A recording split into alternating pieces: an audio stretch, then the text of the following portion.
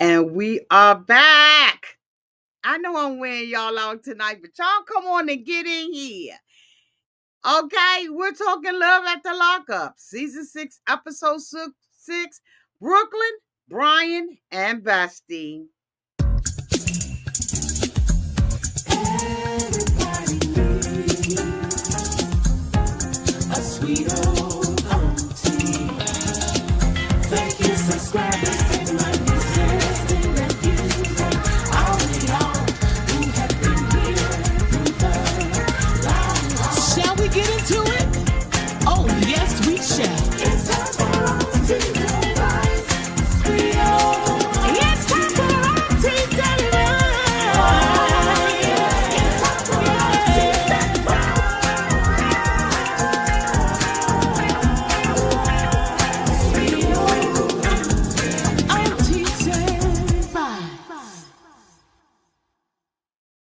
Welcome back, everybody, and this is Auntie, and let's get into this, shall we? Oh, yes, we shall. Let me bring them mofos up on the screen so we know exactly who we talking about out this month. Are we talking about Brooklyn and Brian? So, honey, Brian is getting out, and Brooklyn is excited about it, honey.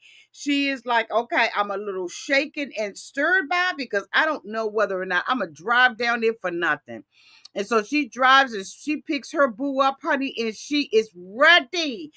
Baby, are you ready? Hey, what's going on? What's going on? Okay, she is ready. This is the first time we have seen Brian. Y'all know we ain't never seen Brian. We ain't never seen him. We ain't smelt him. We don't know nothing about him. But hunty, he is here. And they are riding in the car and they are talking and they are happy that they're there, honey. And only thing she got on her mind is having a baby. Now, as you all remember, she had taken his tablet from the halfway house, and it was another woman on the back of the tablet. And so, of course, during this episode, she confronts him about that tablet, and he was like, she was a nice girl, and I was like, okay, there's something more to that story. I guess we're going to find out about that later on, but I don't think that everything is on the up and up. Anyway, he starts to talk to us about, his criminal past and, how they were stealing anything that wasn't nailed down to the floor, bitch.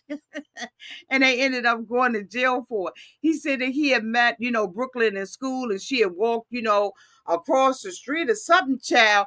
And then, when she was like, get on in this car, he said she knew what she wanted. Okay. Now, that ain't the same story her ass told us. Y'all know it ain't. That is not the same story that Brooklyn told us. But okay, we digress. She said that the only thing she did was kiss him downtown to the school. Child, he talk about a whole rendezvous. I said, okay, whatever. Anyway, he's out and they are on their way back to her house and everything because, they need to get it in. And while they are riding and everything, she's basically saying, I want you to do something to me. And so he was like, what? So, she puts her hands, up on her, they got their hands intertwined together like, like that, I guess. Let me see that. Okay. So they got their hands. So, she, I said, what the fuck? I said, I must be old school than a mother. Because I would never even think to bring my hand up to my own mouth and honeybee. She said, this is what I want you to do, right? So he said, no, this is what I'm going to do. So, he got his hand and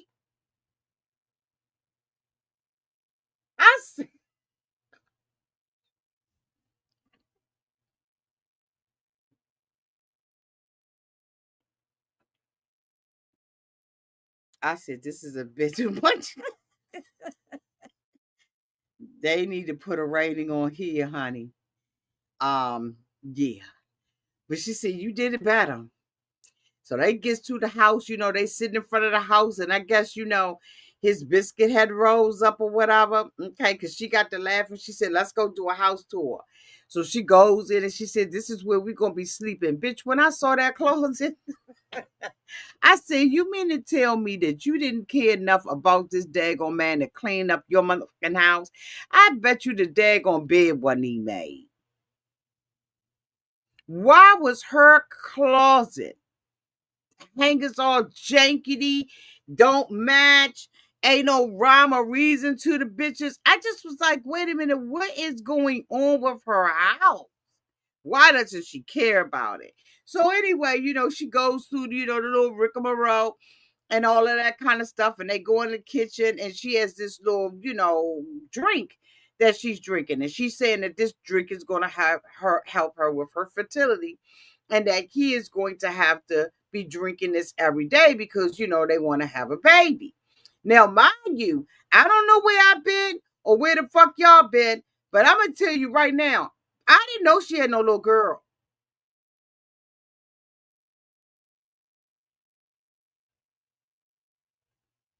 Okay. You see the favorite door. Okay.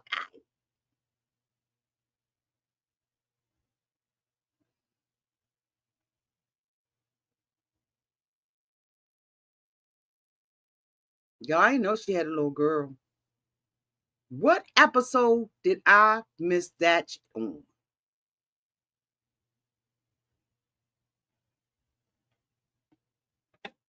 Am I the only one that did not know she didn't have a little girl? Y'all let me know downtown in the chat.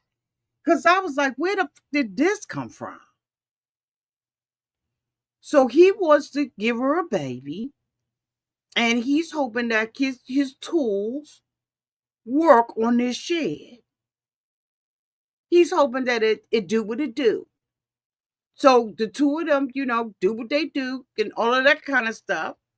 And they asked him whether or not he thought that they was going to be able to have a baby, and what if they did not. And he didn't even want to go to. He was like, we're going to have a baby. We're going to make a baby, and this is what I'm believing on. And this is what, oh, okay, wait a minute, hold on. That was a shocker to me too. Me either. Neither did I. She never mentioned having a child. No, I didn't know either. Where did the little girl come from? Child. Next thing you know, we see somebody bringing a little girl in. They said they did the nasty. Did they say 5 times? Who gives a?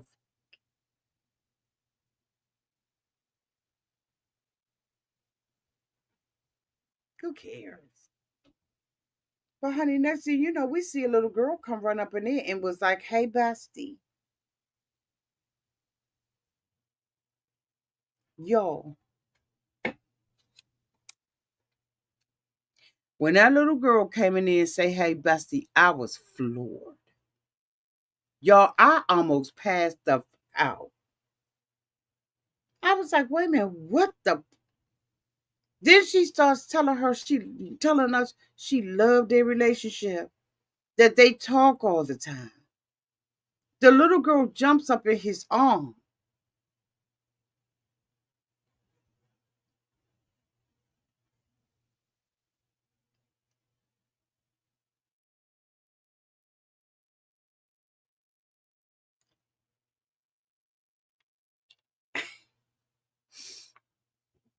Now, before I say anything negative, let me start with the fucking positive. At least she ain't got him calling him daddy.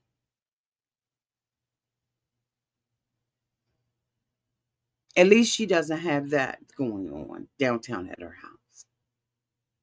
But what she does have her calling him his bestie. And here's my opinion about that. I think that bestie is reserved for certain relationships. I think that bestie is earned over time. I think that bestie comes with mutual goals, mutual things that you have in common. I think that it is reserved for camaraderie, um, shit like that. So when the little girl called him Bestie, I was like, so he's her best friend? And this is what we're showing her about being the best friend. And I thought, well, bitch, maybe you blowing it out of proportion. Maybe you just need to sit down with your old is okay, chill out, cause ain't nothing wrong with this. But when I think of Bestie, I think of someone on my level, like common goals, common mind, common. Is it me? Why is he her bestie? He's not her bestie. Because how the does your bestie raise you? How did your bestie stand in for a pseudo dad? And then what happens when he break your heart? Or if he does? So now how do you view the word bestie?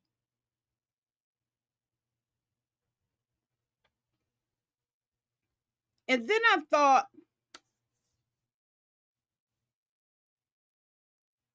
maybe it's not as serious as I think it is.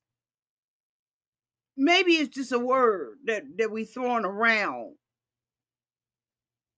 But could we not have found something different?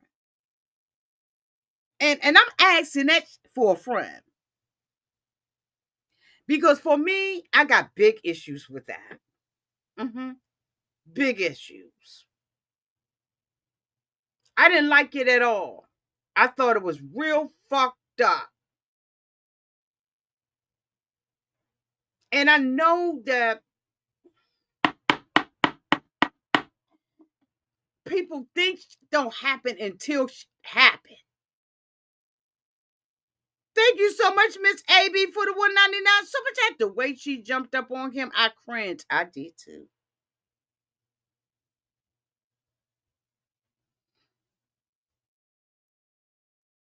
I did too. And I saw some people on Instagram saying it was so cute. Throw the bitch, I got a rock. It wasn't nothing cute about that.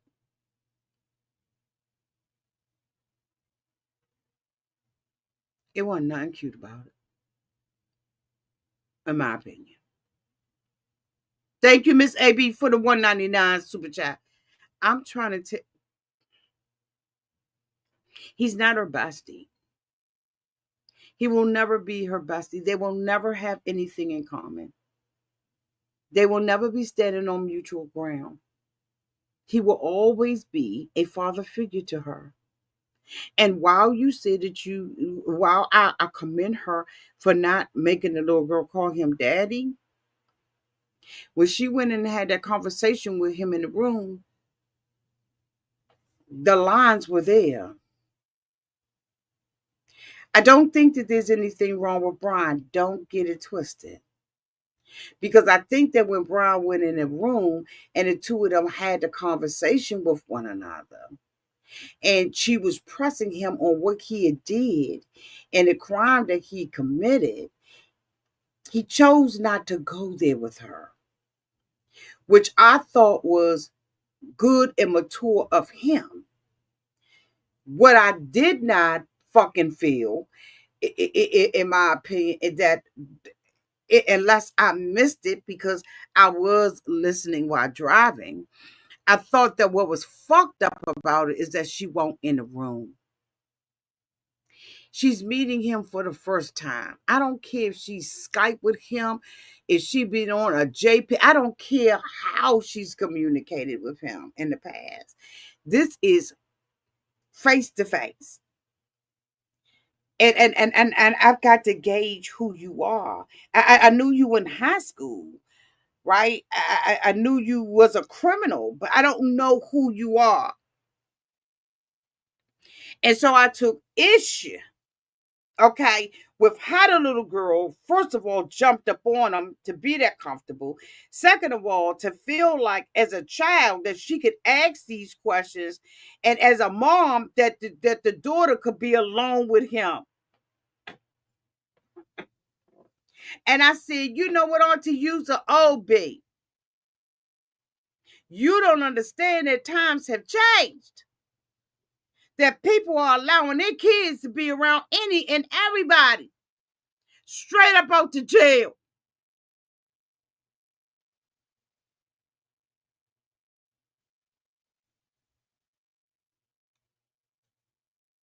I said, something's wrong with you, Auntie. How dare you have an expectation that she asserts her parental responsibility? How dare you think that she would exercise some type of caution?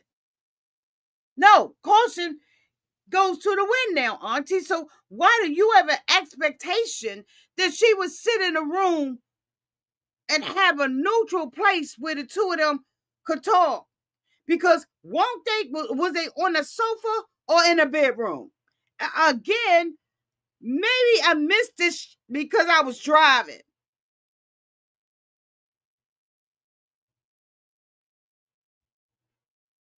If we're gonna have a conversation, it's gonna be downtown to the dinner table.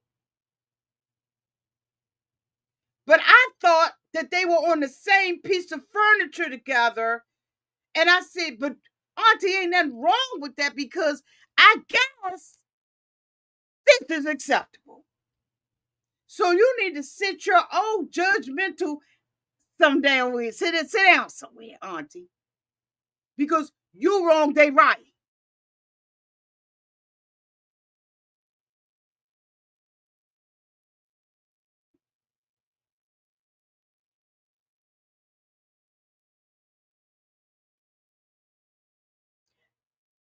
As I said, I think that Brian is a good guy. I think that she's blessed that she has a good guy. Because, boo, let me tell you, in my humble opinion, being an old fart of a bitch, I saw so many errors and loopholes that could come back and bite you in your arse.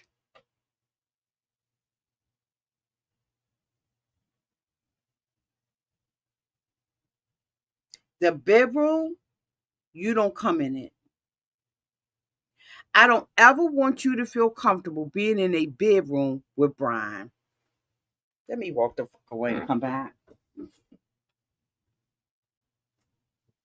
Let me walk away and come back.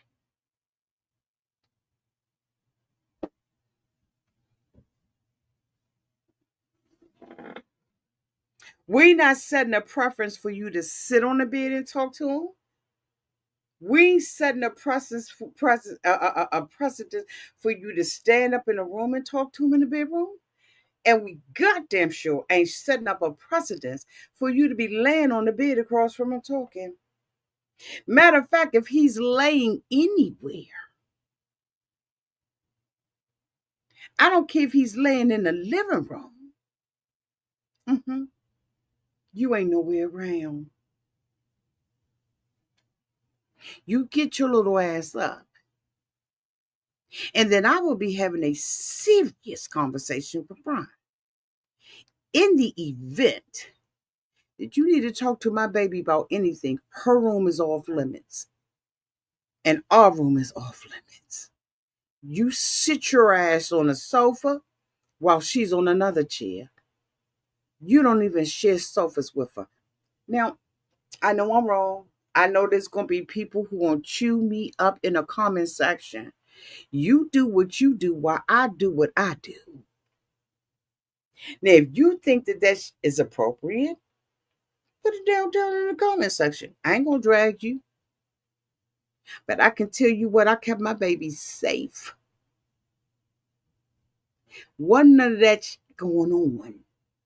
If you want to have a counseling session with her, you want to talk to her, and we want to develop this relationship, we're going to develop the seating arrangements around this mother.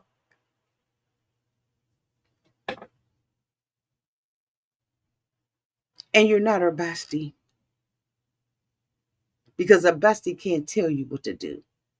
A bestie can't discipline you. A bestie can't spank your butt. A bestie can't do none of that stuff.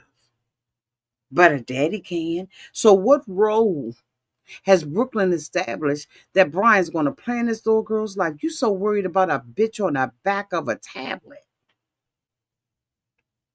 But I'm telling you right now, I could have sworn that that little girl was having a conversation with him on the bed. And he shut it down.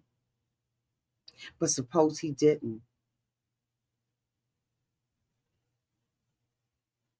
Where was her mama?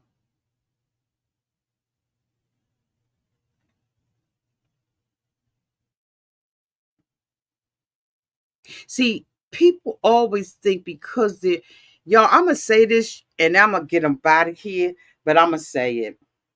Okay? I'm going to say this and you can get mad or you can get glad.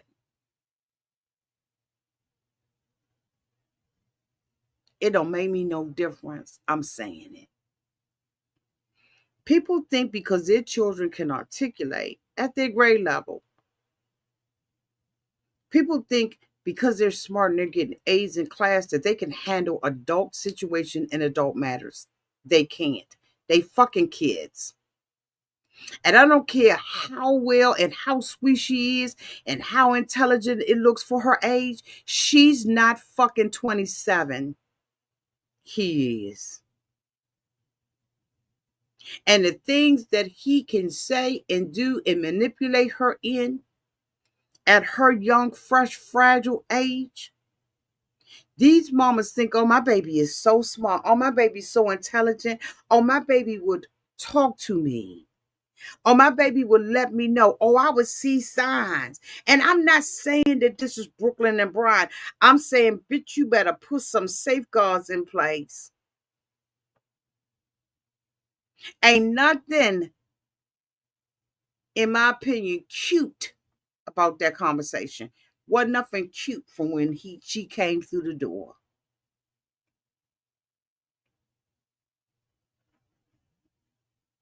If it ain't my arms you jumping up in, or your biological daddy, and that even that gotta be,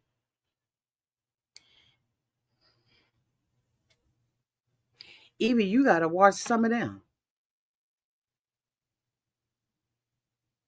Your kids are not wise and they're not. He is 27 years old.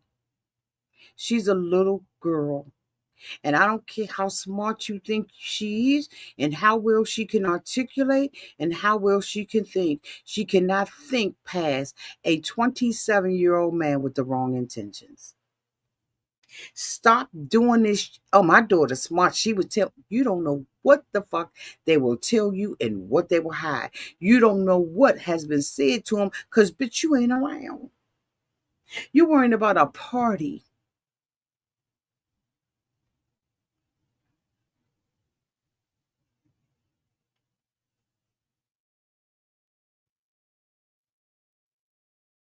She missing something about her daddy.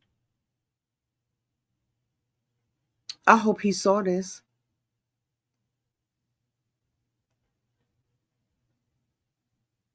I hope he saw this with Brooklyn Brian and the bestie. Because even a grown man should not be calling no little girl that's not his biologically his best friend. Y'all don't have a relationship like that. I'm sorry. You know what? I ain't sorry. I don't apologize for nothing I said out this bitch. Not nothing I said. Because you live as long as me, you will see the most disgusting things that happen behind closed doors. You don't even need to see it on the news. You can see it in your neighborhood. And when an old Hagatha Christie like my ass say something about it, we get criticized. But we the same one wrapping your mother in our arms and telling her it's gonna be okay. Let's go down to the court building. It's gonna be okay. Let's go down to child support and see what you need to do for reunification with your child. Let's go. It's okay, baby. I'll drive you down to the therapist because you don't went cuckoo for Cocoa Puff because you let your guards down. We the same old bitches that'll be there and hold your hand and lift your head up and tell you it's all right. But at the same time, we got to chew your butt out too.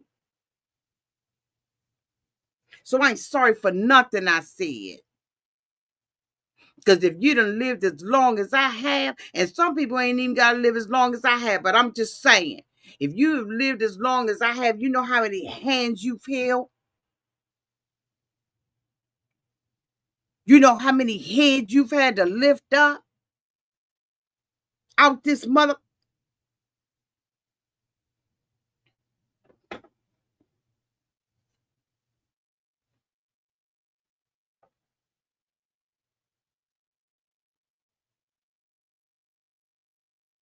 What you saying, boo? Absolutely.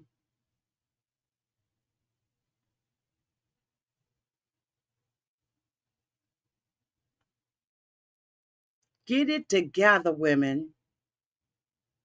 Get it the mother together. That stuff hit different. TV show or no, it hits different when you've had to hold a hand and lift the head up. When you have told them up, don't let him be around your baby. We think that's so cute. When did that get cute? Because it ain't never been cute for me. I got to be taking you back and forth to your daggone classes because you ain't got your daggone child and you trying to fight for reunification because you fucked around and thought that wasn't nothing gonna happen with your baby. And now you got child protective services. You got the child sitting up there at school telling the motherfucking teacher.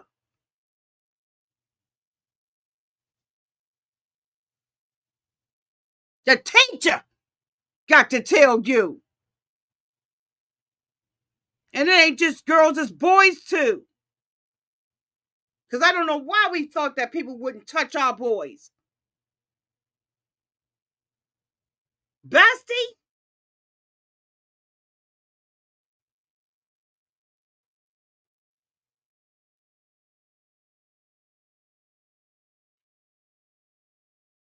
I got calm the fuck.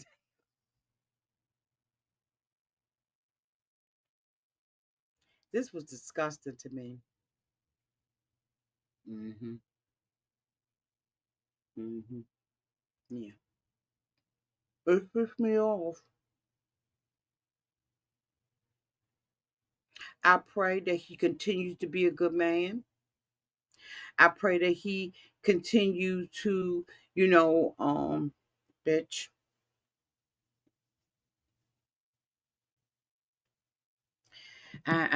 You know what? I'm gonna have to get off this because I thank God for my parents and I thank God for their protection. Point blank and simple. Because I'm gonna tell you right now, you don't know who the wolf is, bitch, when they in sheep clothing.